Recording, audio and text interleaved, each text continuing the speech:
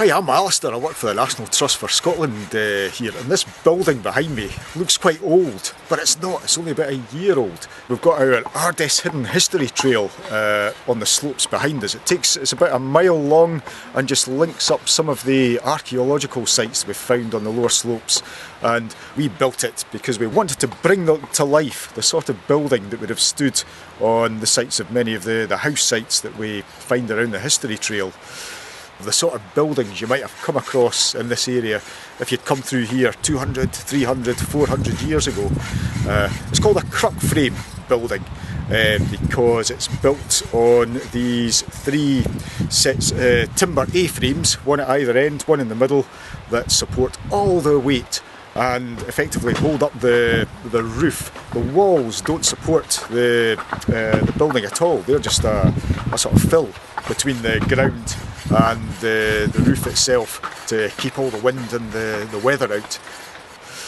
There's no nails, bolts, screws or metalwork of any sort in this building. It is sort of entirely held together with the type of timber joints we've done and the big oak wooden pegs, which have all been hand carved and battered through the frame to hold it together. The foundation level, we've got stone, just local stone that we've found, and built a wall that's perhaps about between 1 and 1.5 feet high.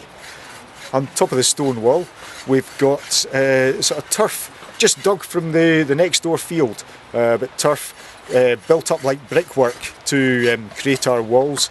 Inside, all the timbers are local oak, sort of trees that have come down in storms that we've brought out of the woods and shaped to get all of our different sizes of timber.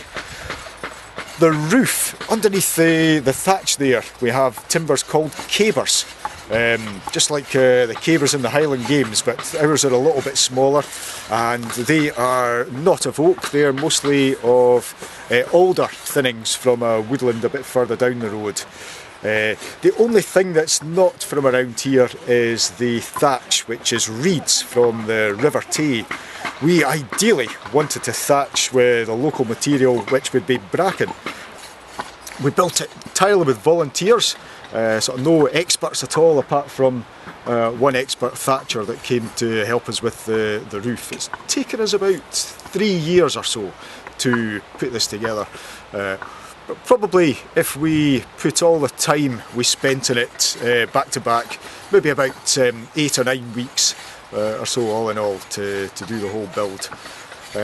So that's not bad, considering that most of us had never built anything like this before.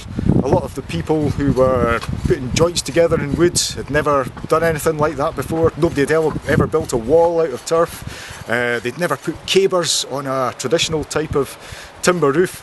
So a lot of new experiences for the 70 or 80 different people who've been involved in the construction of this building here.